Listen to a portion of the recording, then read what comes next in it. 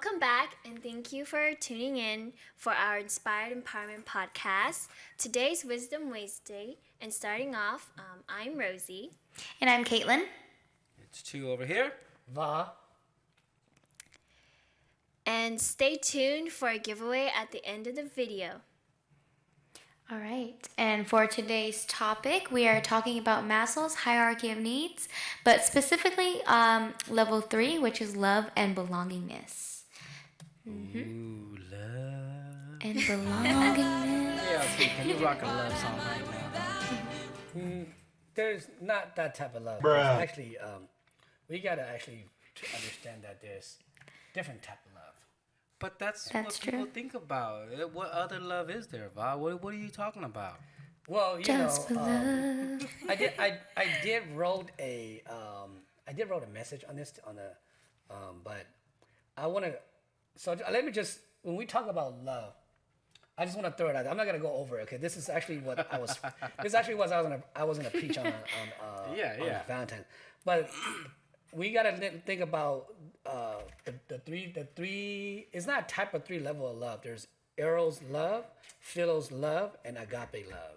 Okay, Agape love. and For those of who this is your first time hearing of that, tune in, stay, and learn. yeah. But real quick, let me just do a real quick elaboration on that. Eros is from the Greek term, which actually means the desire and belonging. All right, and philos is actually from it's a unique kind of love, a love with companionship. And then agape is a transcendent love, the type of love that God has for us, who sent His one and only Son, Christ Jesus, to die on the cross for us, so that we may have Interesting. salvation. So that's the kind of love, that selfless love that we all aspire to reach, right? To love Unconditional others. love. Yeah. That's why I would say there's only one type Is of there such a unconditional thing love. as unconditional love? Not for human, Yeah. but like for if I get a Why do you say not for humans? Girls, what do you think, huh? I don't know. Can you love unconditionally? Um, I think there's a limit to it. Yeah. To and how I much think you there's can it leads towards more like problematic things if you just always love unconditionally. I think there has to be like a limit, a boundary. It has to be equal. Yeah, because Okay, then Equal unconditional love is okay. So Yeah. let me ask you guys this. So even if somebody who murdered someone else, do you think that the murderer's mom still loves that person, even though he did a horrible thing? actually that is something that I've seen, and they feel a lot of hurt because then they think, where did I go wrong? You know, this isn't my child and stuff like that. But yeah, that's an with extreme example. yeah, Yeah. it is. But is an back to extreme like example. Maslow's hierarchy of needs. Let's get back to reality. Yeah. This is our need of love and belongingness, you know, whether that be interpersonal relationships, intimacy, friendships, bonding, you know, with companionship, all of that, all into that 3rd level right there. That's the kind of love that most people are used Yeah. to, right? When they think about love. Yeah. So is love and a sense of belonging, how do they differ? What do you guys think? I don't know. Can you feel like you belong without being loved? No, I think it goes hand in hand. Yeah. For me, example, when I think about love and belongingness, I think about how, in order for me to go on with life and learn to motivate myself to live, if I have that love and belongingness with like family, for example, relationships with my family, I don't know. I don't know where I'm going with They that. just but work together. Yeah, they Yeah. like.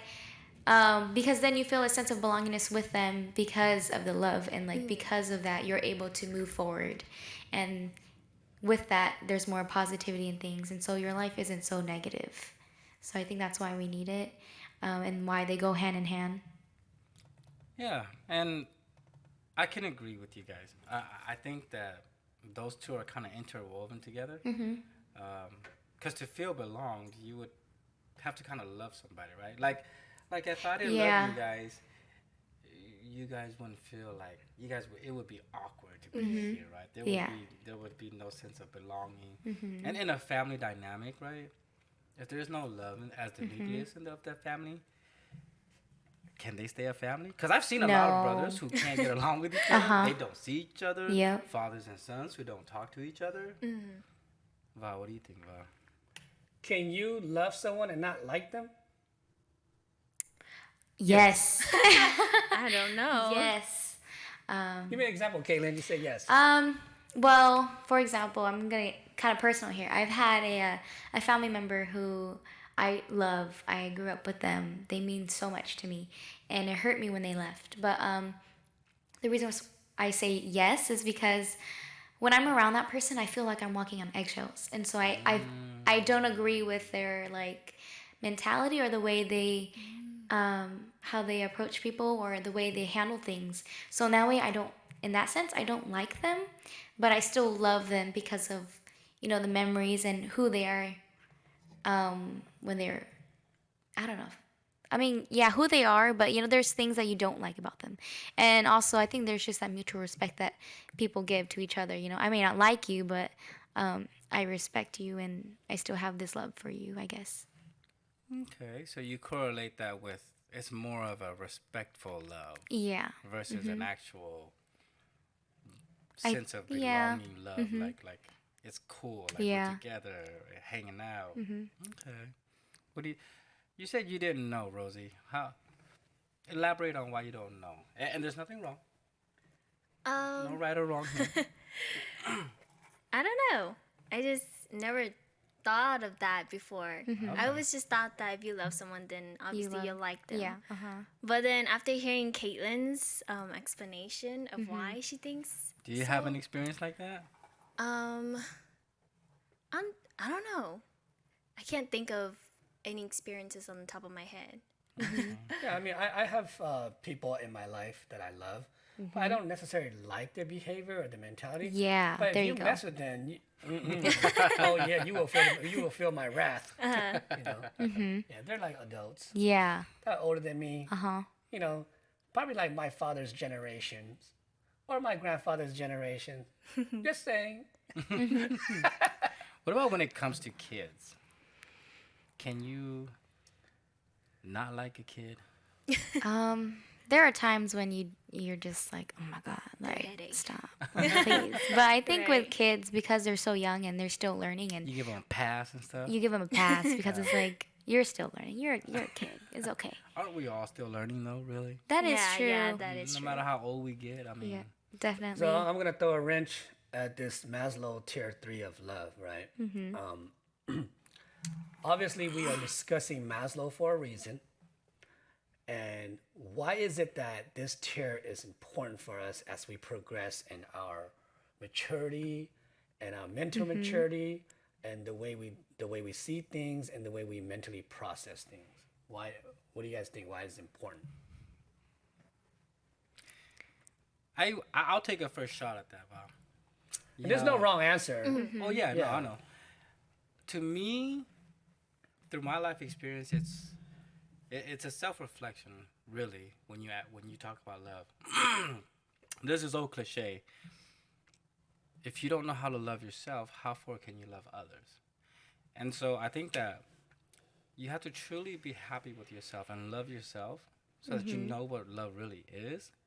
And that's as close as you can get to an unconditional love. I mean, no matter what, you gotta love yourself, right? Yeah. Hopefully, but that sense of belonging, I think it's just human nature. It's it's kind of ingrained in us. We weren't made to be alone, and that's why when you're a bad person or when you've done something wrong, there's no such thing as a bad person. But when you make a huge mistake, and let's say you go to jail, one of the things is they lock you up in solitary, and that's punishment Yeah. because it sucks being alone, right? Yeah, Nobody that really is wants to true. be alone. Yeah, right? I think I'd go crazy if I was locked in a Yeah. area alone or a So place, if we room. locked you in this room and we all left, Rosie, we just Oh my left God, all I'd the go lights crazy. on, Yeah. how long would it take you? I'd be scared and going crazy. I would talk to myself. But you like- can only yeah. do that for so Yeah. long. Yeah.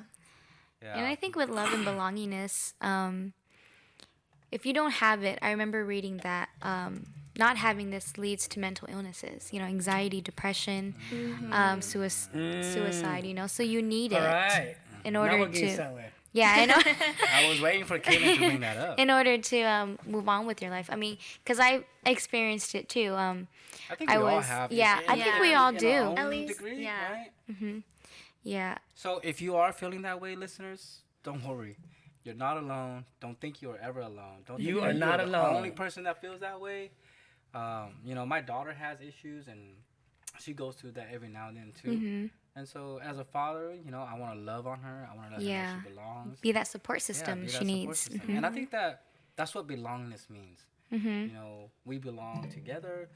I support you in Yeah. your time of need. You support me in my time of need. And we kind of push each other to be better. And we do that because we love each other, right? Yeah. But yes, I agree. If you don't have that, you tend to have there's psychological consequences that happens that could derail a person mentally. Yes, definitely. So the way I would I like to explain why this is important, because I think that it's important for us to tell a story about how it changes us, right? So like growing up, so I'll tell my story about why this is important. So growing up, I was kind of like, I was always so self-conscious of myself, because I was always self-conscious of myself because like we grew up really poor. I was very self-conscious that my parents like my parents were dumb. They didn't know how to help me. I was very self-conscious about, will girls like me, or will my friends like me, and that self-belongingness, I will always try to hang out with all the cool groups or try to be involved, and then like you would do things that you don't even like, but just yeah, to try to fit yeah, in, just you try would to do fit it, in, right? So I remember growing up on the west side. I joined this.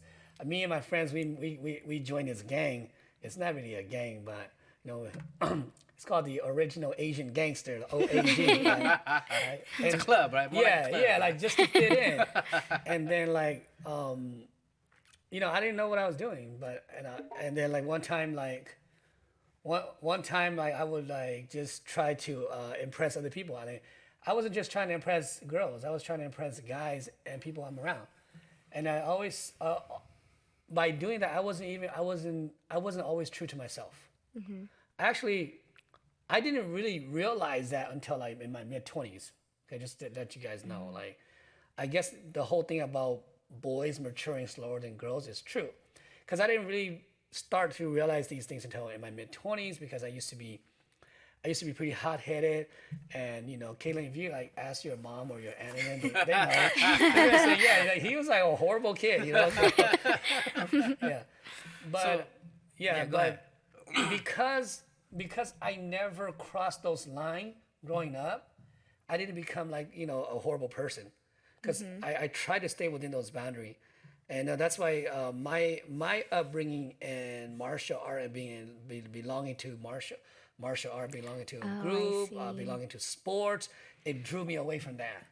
Could that be a reason why you joined the Navy too? You wanted to belong or something? Yeah, no, I wanted to go, and so the reason why I joined the explore, Navy of course. was I want to be on a spaceship, but space travel wasn't there yet, so I joined the Navy to be on a ship, So yeah, that's why I joined the Navy. Yeah. So, ladies, what do you guys think about that? What Vaja said, that ladies mature faster or sooner than guys. Do you guys, in your guys' experience, do you guys agree or disagree? Yes. Or why? Definitely. I think so too. I'd say because I have so many cousins, because there's so many aunties and uncles, and even you just go to any family On both function. sides, Yeah, honestly, you go to any family function, you pay attention to the kids, you will most likely see the boys running around crazy, just going crazy, fighting, crying, and then you see the girls just kind of in the corner talking They're like on their shy. phones, or they're shy, or they're about the same age too, but they're just sitting there, and they play around and they run around too, but for the most part, they're just kind of to themselves. And I think also in high school, for example, relationship wise, because I went through that, a lot of a lot of girls were more into like building a future with these kids. And you're in high school though, so these guys are not really there thinking about their future. They're over here just going with the flow, you know. So I've definitely experienced You it. could say it, guys in high school just think about what's in their pants. Yeah. So like, I do think it's true. You like, yeah. What about you, Rosie? You said you agree too, so. I think I actually read something about this somewhere. I don't remember where, but it did say that women or girls do mature faster than boys. And well, I grew up with three little brothers. I was the only girl for 13 years of my life, and honestly, I think my little sister, who's the youngest one, she's a lot more mature than my brothers. Oh, So she's Yeah. already more Yeah. mature. Yeah, because Wow. she can do things by herself, but then my brothers, I have to like tell them how to do it. Yeah. And we're not bashing on. Yeah, yeah. Yeah. I yeah. think we're just telling the truth. I mean, well, at least I'm telling my truth. That I didn't really mature until I was like almost 30. I was, Well, I have a question for us all here. Do you guys think that the environment plays a role in that maturity process? Yeah, Yeah. I think so. I think so. That is 'Cause- definitely true. If girls mature faster than boys, when there's brothers and sisters involved, what if you're the son and you're the only son? the environment has a role in it, but it's not 100%. Because if the environment had a role in it, then I wouldn't be here. You'd be a real gangster, right? Yeah, because technically I grew up in Southwest Fresno, the poorest part of town, where there's like gang violence, drugs, blah blah blah blah. People growing up there statistically weren't supposed to survive, or they weren't supposed to become millionaires, you know. Yeah. But I mean, I'm not. But, I mean, you know, Successful. Yes, yeah. The success like- rate is a lot lower yeah, in those areas of so- poverty, so severe in poverty. And I do have a friend. He is also and he was previously in elected office. He's African American. He's very successful too, you know. And we have a lot of people like that from Southwest Fresno. You know. And there's a lot of there's a few Edison high school stars who are of African American descent who have played in the NFL. So success can come from anywhere, right? Yeah. So the environment, but I do agree, the environment does have a role, but ultimately you have you as a person, as an individual, have the ultimate decision in all that you do. And, But the environment. Let's clear that. The environment is one factor. yes, Yeah. yes, we can I can agree on that. And but no matter what the factors are, I think that ultimately you as an individual have to hold yourself accountable and say, well, I made that decision. Whether it was trying to fit in, joining a gang to fit in, joining a Navy because there was no spaceships available, you know, dating brothers, sisters. So the environment is part of that. But the ultimate thing is, if you feel loved, do you guys think that, so you guys are saying if there is love, there's a sense of belonging. So if there is a sense of belonging, do people tend to strive for better things for themselves because of that? Because they don't have that void. I think once they find it, they do. But like, I guess when I think about that, I think about me and my cousins and how we went through a lot because of, you know, certain things. You know, when basically, you know, when there's alcoholism or things that Yeah. contribute to it, I guess in their environment. And so when we find love and belongingness in each other, Like that's a certain when, light beer. No. and so then that's when we strive to do better, you know, because we just see the environment that we're in, and then learning to have that love and belongingness in each other, it motivates us to do better, and I guess to like move forward, basically. Well, the reason I asked that question is because, according to Maslow, the next hierarchy is esteem, how you feel about yourself versus everybody else, right? Yeah. And so, can you feel good about yourself if you don't feel that you yourself are loved or that you belong to something? I don't think so. Because There's yeah. a joke about I don't self-esteem. think so. What's that joke, Bob?